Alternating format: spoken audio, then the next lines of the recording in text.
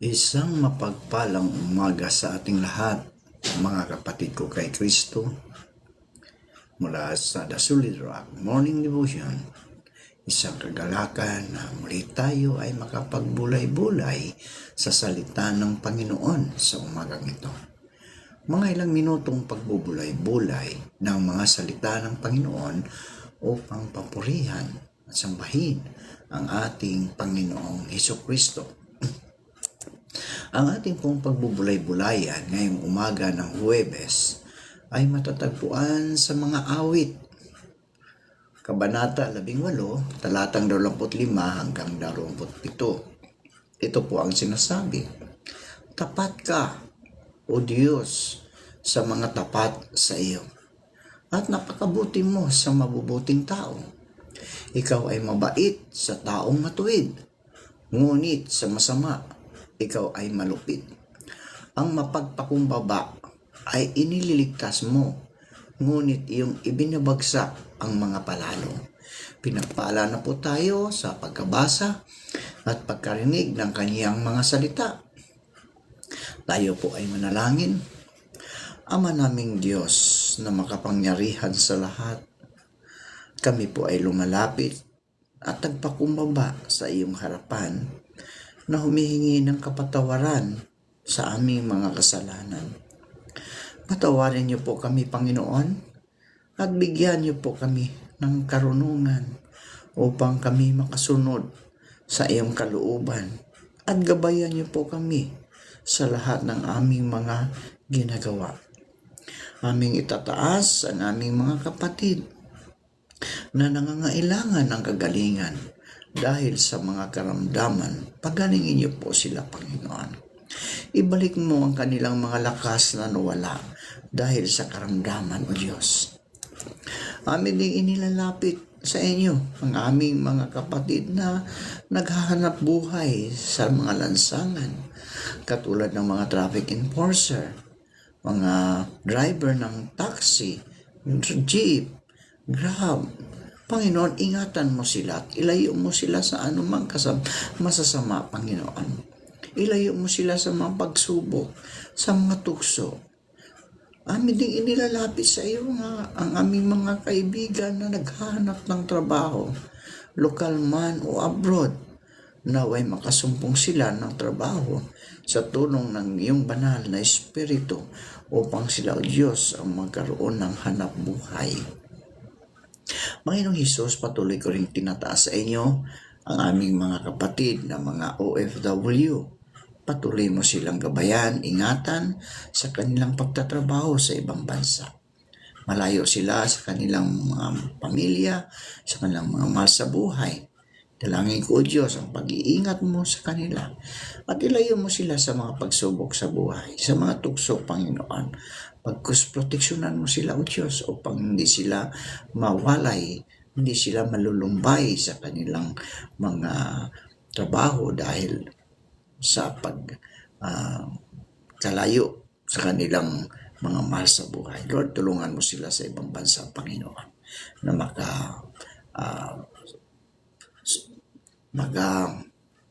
paghanap buhay sila ng maayos, malakas ang kanilang mga katawan, Panginoon. Gayon din po, Diyos, aming itinataas sa inyo ang aming mga kaibigan na naroon, nag-celebrate ng kanilang mga kaarawan, nag-celebrate ng kanilang wedding anniversary. Pagpalain mo sila at ingatan mo, Panginoon, ang bawat isa upang sila, O Diyos, ay patuloy ang kanilang paglilingkod sa Kanya, sa inyo, Panginoon, at sa kanilang mga kapwa. Maraming salamat po, Panginoon, sa mga katugunan sa aming mga panalangin. Sa pangalan ni Jesucristo naming Diyos at tagapagligtas. Amen. So, ang pamagat ng ating pagbubulay-bulayan ngayong umaga, mga kaibigan, ay katapatan. Katapatan. Ano ang katapat na halaga? Ayan. Ano ang katapat na halaga ng katapatan? Pagkamatapat, tungkulin, pag-ibig, obligasyon, pagtatapat sa bansa o pinuno, Ano ba ang taglay ng lahat ng mga salitang ito? Ang mga ito ay iba't ibang pitak ng katapatan. Ang katapatan ay isang makadiyos na katangian na nagmumula sa taos pusong debosyon. Gayunman, para sa maraming tao sa ngayon, walang gaanong kabuluhan ang katapatan. Ang katapatan sa isang kabiyak, mga obligasyon na nakatatandang mga miyembro ng pamilya. Pagtatapat ng isang empleyado sa kaniyang amo. Lahat ay itinuturing na pansamantala at kalimitan ikinukompromiso.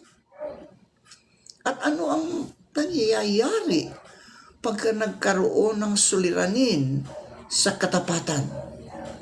Kamalian. No? Sa Inglaterra, ng isang accountant ang nagsabi ng katotohanan sa mga inspektor ng aduana tungkol sa pananalapi ng kanyang kumpanya. Siya ay isinisanti ng kanyang trabaho. Madaling magsalita tungkol sa katapatan, mga kaibigan. Ngunit, ang tunay na katapatan ay kailangang samahan ng gawa na walang pangamba ng pakikipagkompromiso.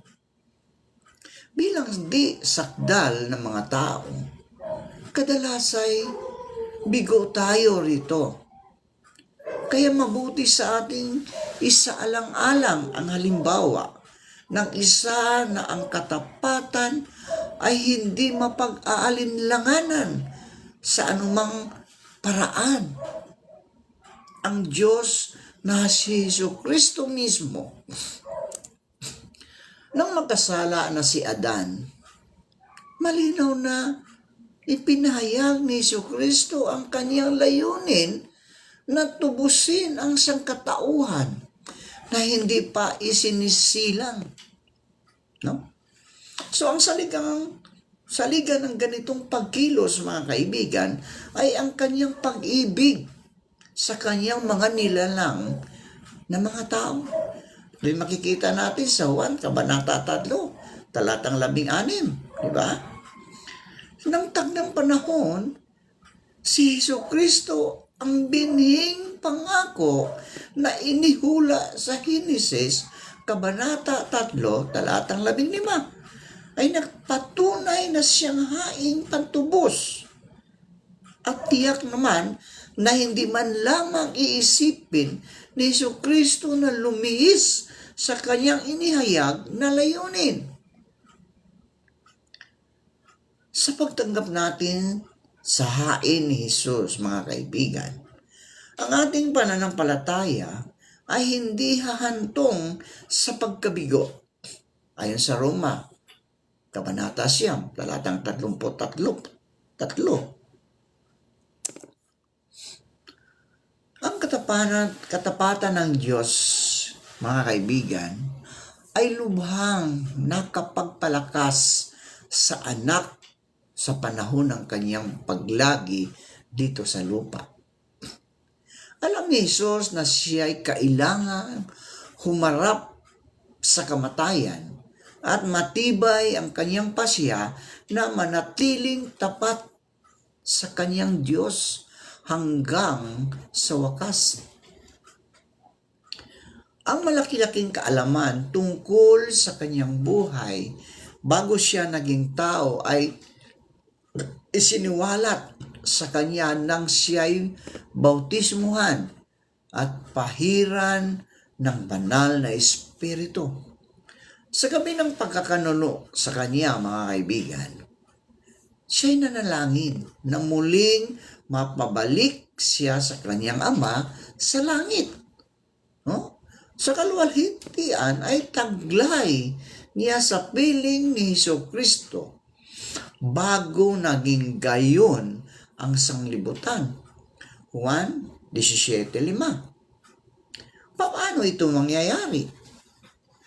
Tanging sa pamagitan ng hindi pag-iiwan ni Kristo sa kanyang tapat na anak sa libingan upang makakita ng kabulukan.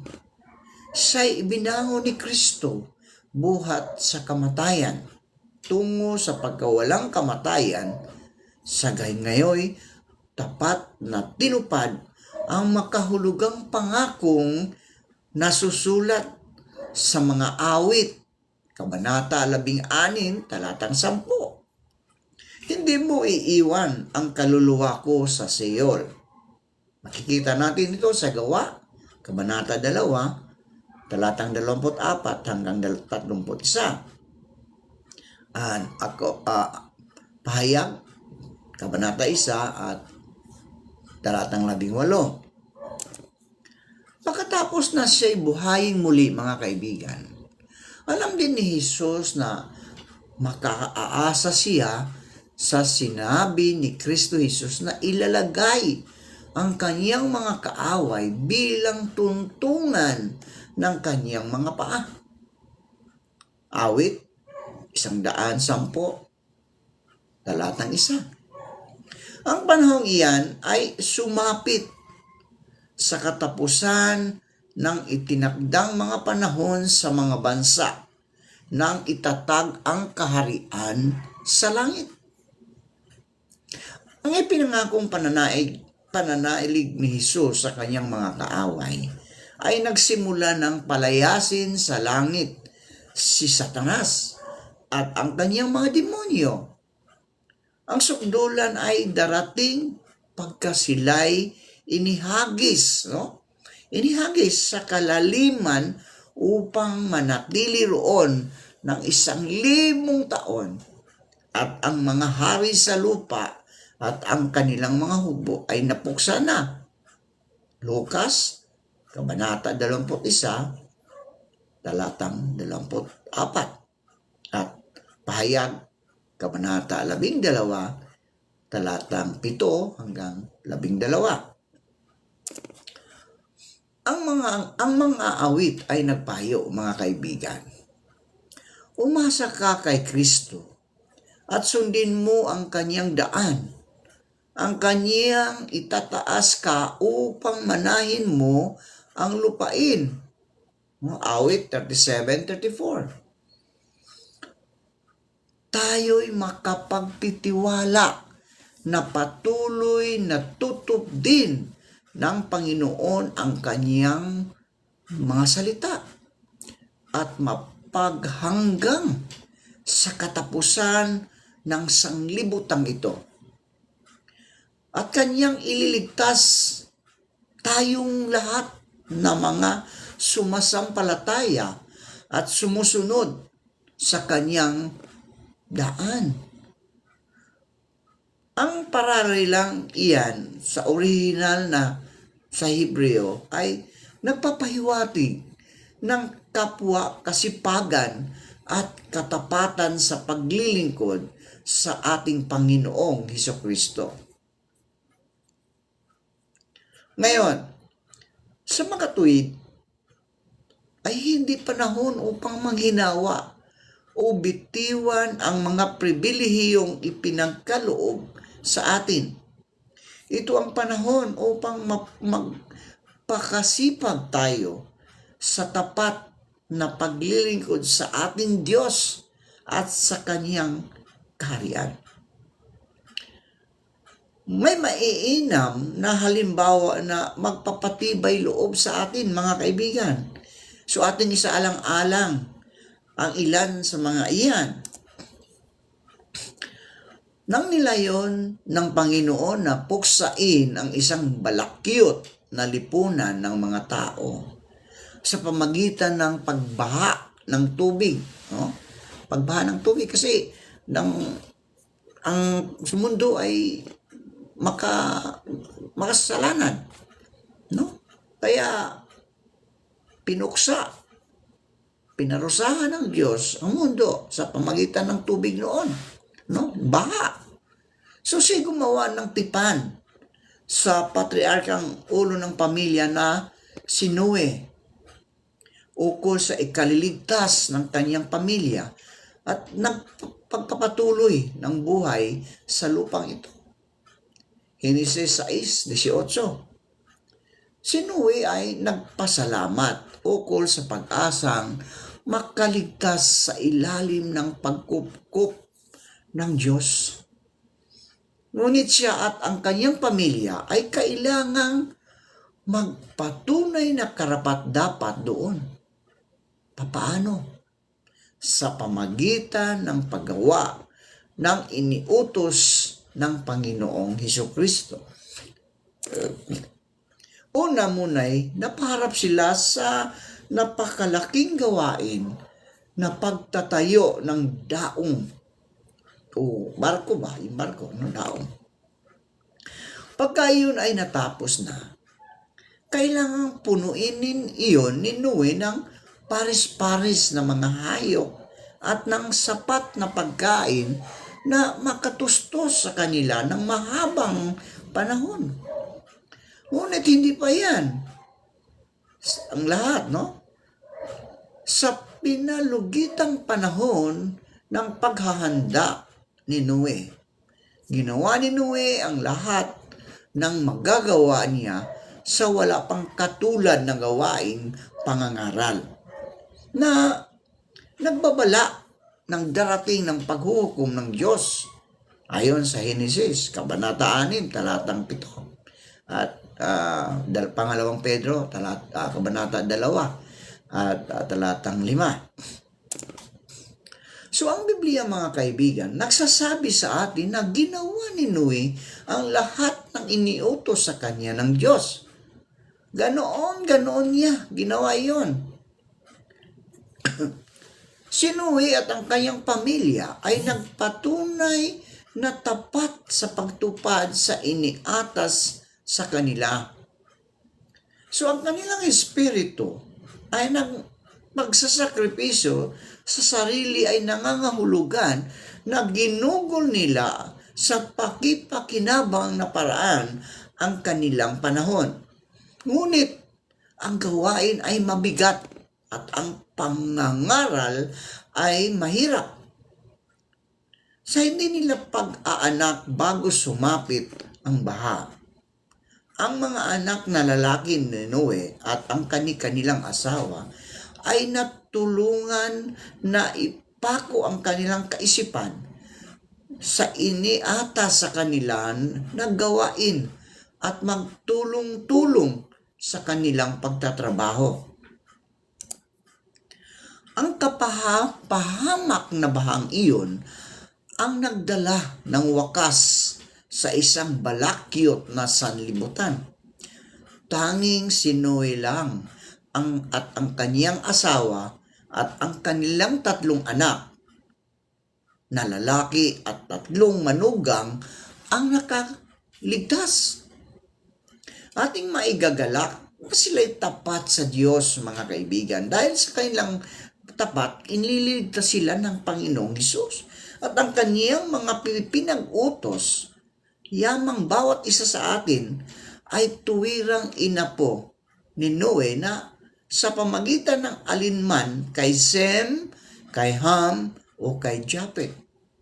Genesis, Kabanata 5, talatang 32, at 1 Pedro, Kabanata 3, talatang 20.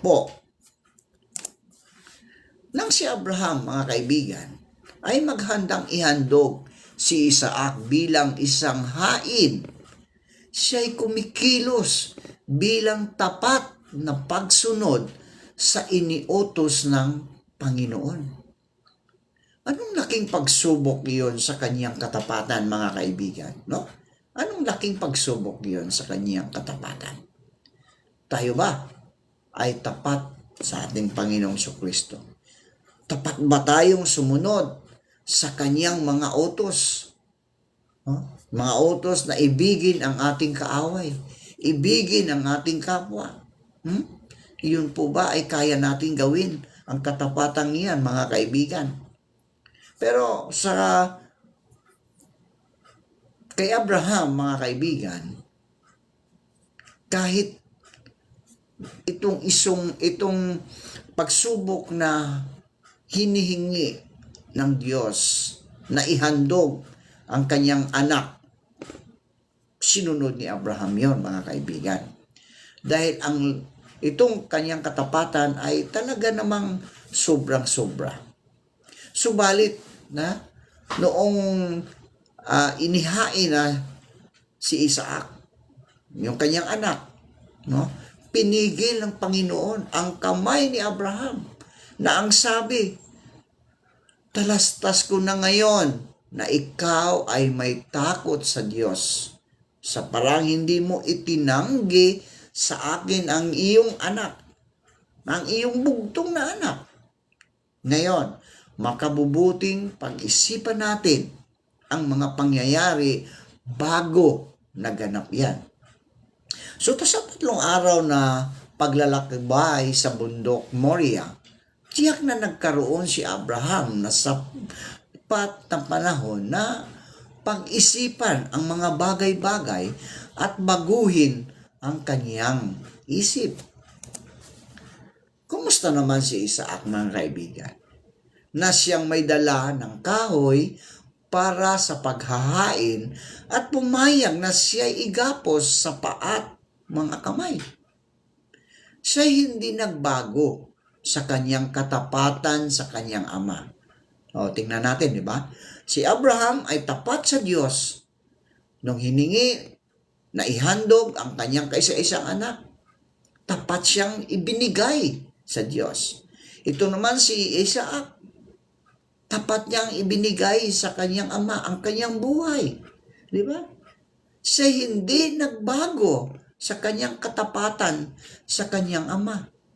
Si Abraham, ni kanya mang pinag-alinlangan ang papel na kailangang gampanan niya. Bagaman lumilitaw na dahil sa kanyang paglakad sa katapatan ay buhay niya ang kapalit.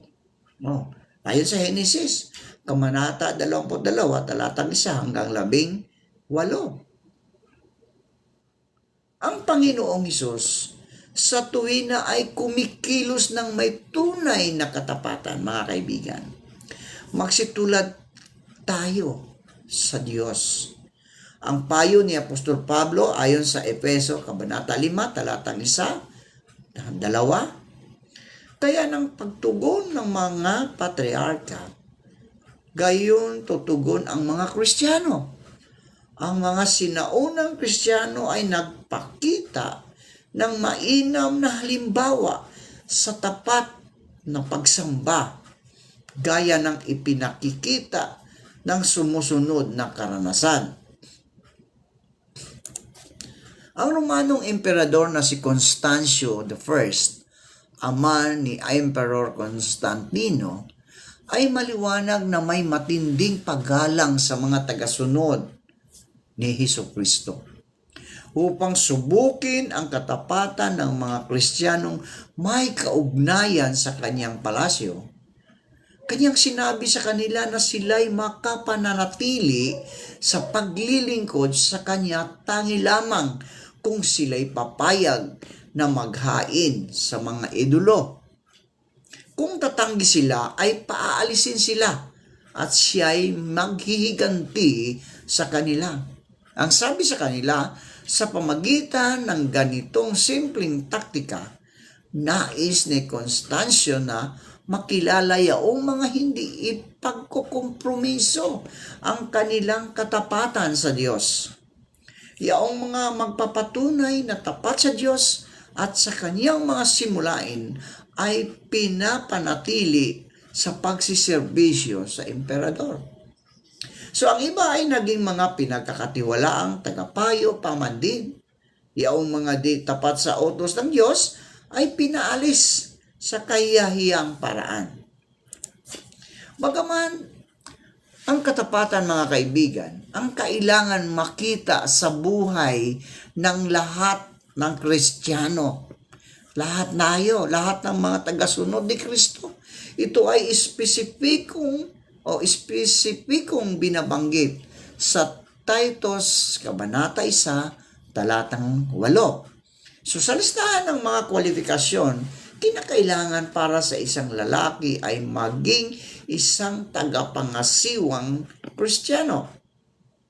So ang tamang halimbawang ito ay tutulong sa kongregasyon upang lumago at magkaroon ng sapat ng lakas na harapin ang lahat ng pagsubok at kagipitan na maaaring magbanta roon bilang isang kalipunan o sa isang individual na mga miyembro.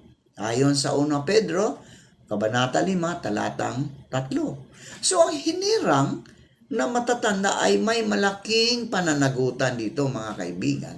Sa kawan na huwag ikompromiso kailanman ang kanilang katapatan kay Kristo Jesus sapagkat ang kongregasyon ay pinaalalahanan na tularan ang kanilang pananampalataya. Ayon sa Hebreo, Kabanata 13, talatang 7. Lahat ng tao, mga kaibigan, ay may kanilang katapat na halaga. May katapat na halaga ang kanilang katapatan. Ito'y isang mainam na sumaryo ng katotohanan na sa buong kasaysayan ng katapatan ay kadalasang ipinagpalit ng mapag-imbot na pakinabang. Isang mananalaysay ang nagsabi, marahil isang ahente ng alinman sa Haring Ingles o sa mga Katolikong Ingles ay inupahan ng malaki sa kanyang ginawang pagsasahudas. Mangyari pa, ang tinutukoy ng mananalaysay ay si Judas Iscariote. Mangyari pa na tumanggap ng 30 piraso ng pilak bilang halaga ng pagkakanulo kay Hesukristo. Gayunman, hindi tayo dapat buhat sa mga halimbawang ito na ang halaga para sa katapatan ng isang tao ay sa tunay salapi. Hindi, mga kaibigan, hindi. Nang hilingin ng asawa ni Potiphar na si Jose ay sumiping sa kanya. Ang katapatan ni Jose sa Panginoon ay napalagay sa pagsubok. Ano kaya ang kanyang gagawin? No? Taglay ng isang isip na malinaw, mga kaibigan, na nakauunawa, na simulaing nasasangkot. Si Jose ay patakbong lumabas sa bahay. Alam natin yon sa istorya. Desidido na siya'y huwag gumawa ng ganitong malaking kasamaan at aktwal na magkasala sa Diyos. Ang katapatan ni Jose sa kaniyang Diyos, ang Panginoon ay hindi nadaig ng posibleng malasap na ligaya sa sexual na pagtatalik. Ayon sa Henesis, talatang 39, talatang 7-9. Gayunman, mga kaibigan, mayroon pang ibang mga panganib. Ang ambisyon ay maaaring makasira sa katapatan. Totoo yun. Kapag may ambisyon ka, mga kaibigan, ito'y nakakasira sa isang katapatan. Katapatan sa kaibigan, no? Katapatan sa magulang, katapatan sa kapatid, di ba? Ito'y nakakasira. Yan ang motibo na nag-udyok sa paghihimagsik ni Absalom sa kanyang ama na si Haring David sa pamagitan ng pakikipagsabwatan at intriga. Tinangka ni Absalom na mapuri sa mga mamamayan. Sa wakas, siya ay bumuo ng isang hukbo upang harapin ang tapat na mga tumatangkilik sa kanyang ama. So ang kanyang pagkamatay sa kamay ni Joab ang tumapos sa kawalang katapatan ni Absalom sa kanyang ama. Si David, ngunit anong laking halaga na ibayad para sa pagtatangkang maibagsak ang kanyang kaayusang teokratiko. Pangalawang Samuel, Kabanata 15, talatang 1-12. Bagaman inaangkin ni Satanas na lahat ay may katapat na halaga, at ito'y totoo tungkol kay Absalom. At hanggang ngayon naman mga kaibigan, di ba? Marami sa atin, lalong-lalo na kung nasa posisyon ka sa ating bayan, ang katapatan mo sa isang tao ay nababayaran. Di ba? Nababayaran. Merong katapat na halaga. Ito ay hindi totoo tungkol kay Jose. Tungkol kay Jose, hindi ito totoo. At kailanman ay hindi ito naging totoo kung tungkol sa tapat na mga mananamba kay Kristo Jesus.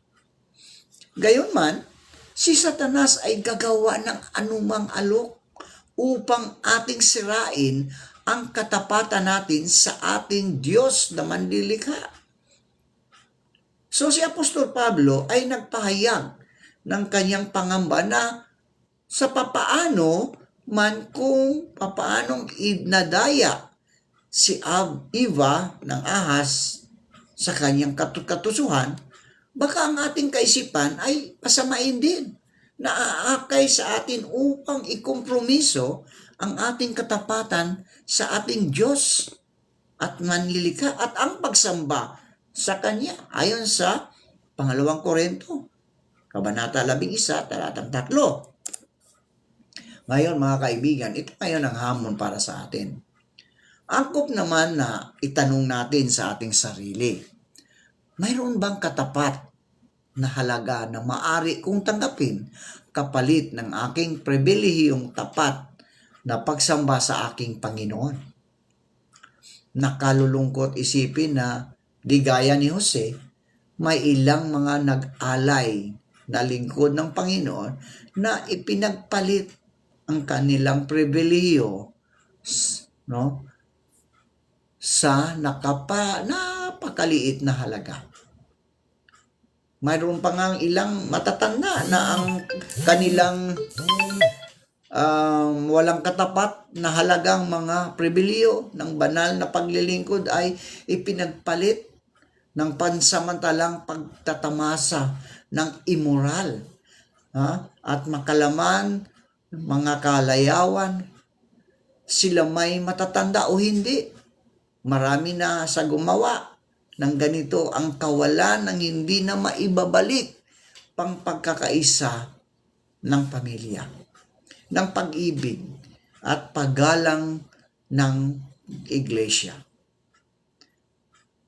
At ang pagsang-ayon ng Panginoon sa isa mismong makapagbibigay ng lakas upang ang isa'y makapanatiling tapat at mapaglabanan ang anumang tukso buhat kay Satanas. Isayas, Kabanata 12, talatang 2, at Pilipos, Kabanata 4, talatang 13. Ito ang sabi, tunay na ang Diyos ang aking kaligtasan. Sa Kanya ako magtitiwala at hindi ako matatakot sapagkat ang Panginoong Yahweh ang aking kapangyarihan at kalakasan. Siya ang aking tagapagligtas. Purihin ang Panginoon. Manalangin tayo. Maraming salamat po Panginoon sa mga salitang aming na pagbubulay-bulayan ngayong umaga tungkol sa katapatan. Tulungan mo kami Panginoon na maging matapat sa iyong mga kautusan upang kami makasunod Panginoon. Salamat Panginoon dahil ang katapatan ni Noe, katapatan ni Abraham, ni Isaac at ni Jose ay aming model Panginoon. Katapatan namin sa iyo, O Diyos, na kami maging katulad din nila sa pamagitan ng iyong tulong, ng iyong banal na Espiritu Santo. Panginoong Hesus, sa umagang ito, pagpalain mo po ang lahat ng nakikinig at patuloy na naglilingkod sa iyo, sumasamba sa iyo, nanampalataya sa iyo. Ilayo mo po sila sa anumang kapahamakan. Sa kanilang mga trabaho, Panginoon, bigyan mo sila ng kalakasan, karunungan upang magampanan nila ang kanilang gampanin, Panginoon, sa bawat trabaho ng kanilang ginagawa, Panginoon. Maraming salamat po at purihin ka. Ito ang aming dalangin sa matamis na pangalan ni Jesus. Amen. Amen.